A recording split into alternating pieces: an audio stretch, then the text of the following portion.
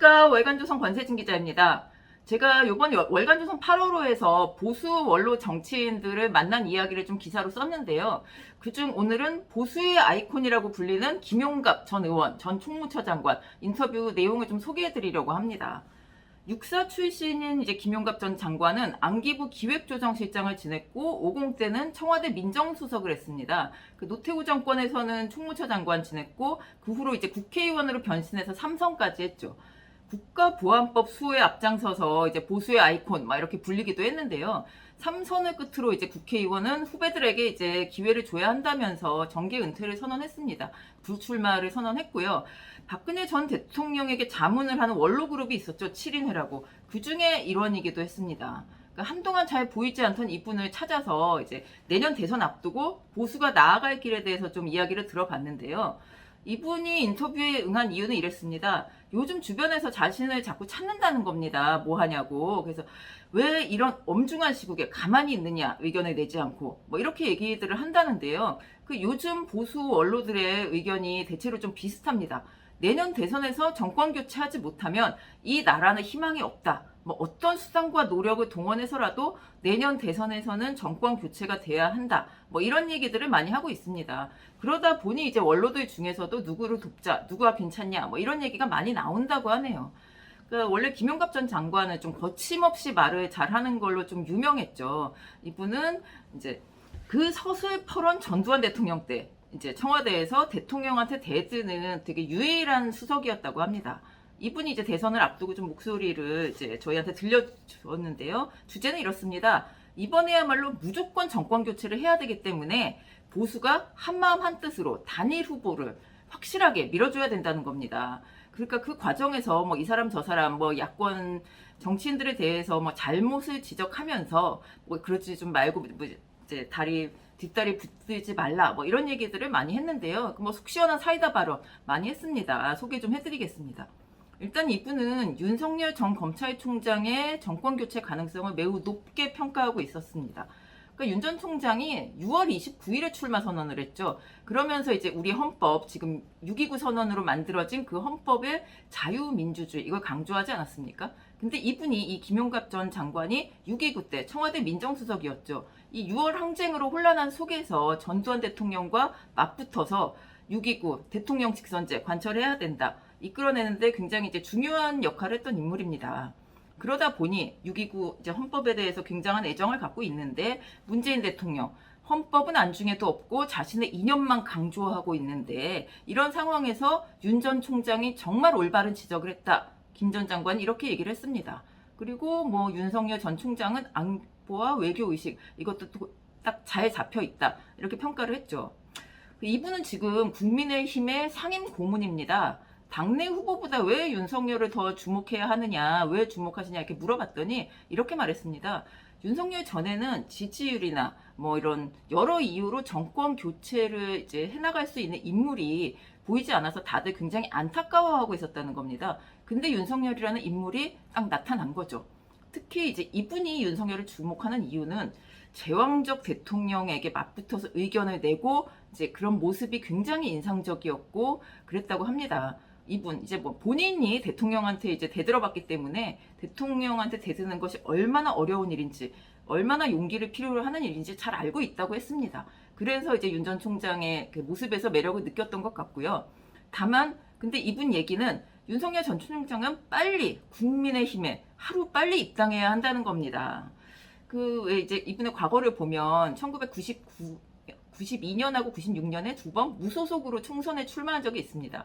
그때 그 전까지는 이제 청와대 민정수석 뭐 장관 하면서 뭐 기가 하늘을 찌르고 있었는데 무소속으로 두 번 출마하고 나서 굉장히 상처를 많이 받았죠. 그리고 그 후에 이제 한나라당 그쪽 입당을 했는데 그 이후에 선거가 이렇게 쉽게 풀리는 건가? 그게 조금 놀랐다고 합니다. 그러니까 무소속과 당 소속은 하늘과 땅 차이다. 이렇게 주장을 했습니다. 이분이 한 얘기를 잠깐 읽어보면 정치는 공직과는 완전히 다르다. 의혹이 불거졌을 때 내 입장에서 안 했고 결백하다면 당당할 수는 있는데 선거에서는 그렇다고 해서 괜찮은 게 아니다. 그게 정치다. 특히나 지금 여당이 얼마나 맡아도 흑색 선전을 잘하나 그걸 헤쳐나가지 못하고 좌절할까봐 걱정이 된다. 이렇게 얘기합니다. 그러니까 옛날 김대엽 사건도 있었고 반기문 전 유엔 사무총장도 이런 면에서 약했다. 뭐 이런 이야기를 했습니다. 또 국민의힘이 아니면 윤석열은 힘이 없다. 이런 의견도 내놨습니다. 지금 입당을 이제 안 해도 언젠가는 뭐 입당을 한다는 생각을 다들 하고 있죠. 근데 언제 입당하겠다, 확실하게 입당하겠다 이런 메시지를 지금 내놔야 한다는 겁니다. 지도자라고 하면, 대통령을 하고 싶은 지도자라고 하면 결단력이 있어야 하는데 지금 같은 이런 태도는 마이너스다 이렇게 지적을 했습니다. 또 뭐 한 가지 더 지적하자면 이제 지금 주변에 정치를 잘 아는 사람이나 정치 경력이 풍부한 사람이 좀 없는 것 같다. 그게 좀 부족한 것 같다. 이런 얘기도 했고요. 또 이제 뭐 이런 얘기들도 했는데요. 그 당에서 이런저런 이야기하는 사람들, 김종인, 뭐 홍준표, 김무성, 정의화, 황교안 이런 분들은 제발 좀 가만히 있었으면 좋겠다. 뭐 이런 얘기도 했습니다. 특히 이제 김종인 전 비대위원장 왜 자꾸 이제 관심만 끌려고 하느냐 이런 쓴소리를 많이 했는데요. 이분은 김종인 전 위원장과는 이제 50 때부터 잘 알던 사이죠. 본인이 항상 이렇게 주목받고 싶어 하고 뭐 그런 성격을 옛날부터 잘 알고 있었다고 합니다. 그런데 지금 이제 자꾸 윤석열 전 총장을 폄하하고 다른 사람 띄우려는 뭐 이런 태도는 보수의 재집권에 전혀 도움이 되지 않는다. 이런 주장을 이제 많이 했습니다. 그리고 이제 제가 또 다른 야권 후보들 어떠냐, 윤석열 말고 그렇게 물어봤더니 이제 윤석열 지지율이 뭐 요즘 그렇게 크게 오르지 않는 상태가 아니냐.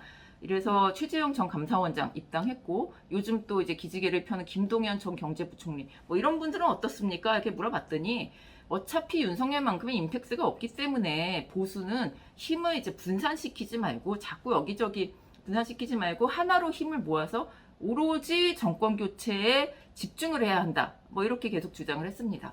물론 뭐 이분 얘기는 윤석열 외에도 다른 후보가 지지율로 뭐 그분을 능가하거나 경선을 통해서 뽑은 후보가 아주 윤석열보다 괜찮다. 그러면 그 사람 밀어주고 우리가 보수가 힘을 합치면 된다. 이렇게 얘기는 했습니다. 다만 그런 후보가 지금 안 보이기 때문에 이게 어떻게 온 정권 교체의 기회인데 지금 뭐 여러 가지 문재인 정부의 실정이나 뭐 이런 것 때문에 이런 기회를 절대로 놓쳐서는 안 된다. 뭐 이런 얘기입니다. 만약에 문재인 2기 정권이 탄생한다면 그 피해는 모두 국민에게 돌아갈 것이고 그리고 그런 일이 생긴다면 보수 야당은 역사적인 책임을 져야 한다. 뭐 이렇게 얘기했습니다. 그러니까 이분이 이제 정치를 좀 오랫동안 했었던 분인 만큼 지금 여당 더불어민주당과 청와대가 대선을 앞두고 이제 필사적으로 정권을 안 뺏기기 위해 나설 것이다. 이걸 좀 경계를 했습니다. 대표적인 방법으로 얘기한 게 마타도어 그리고 북한 이용하는 법 뭐 이런 가능성을 제기했는데요. 이분 이렇게 얘기합니다. 좌파에는 마타도어 기술자들이 즐비하다. 또 언론을 또 장악하고 마타도어에 아주 적극적으로 나설 것이다. 이렇게 얘기했습니다. 그리고 대선 전 북한 김정은이 또 어떻게 될 것인가. 또 그것을 이 정부는 이용하지 않을까. 이런 우려도 했습니다. 자, 이렇게 말씀을 드렸는데 이분이 지금 올해 86세입니다. 물론 외모나 언변은 뭐 그대로여서 뭐 그 나이로 보이지는 않는데 이분이 이제 마지막에 한 얘기는 내 주변 사람들 모두 정권 교체는 반드시 보고 죽어야 한다. 이런 심정으로 버티고 있다. 이렇게 얘기를 했습니다.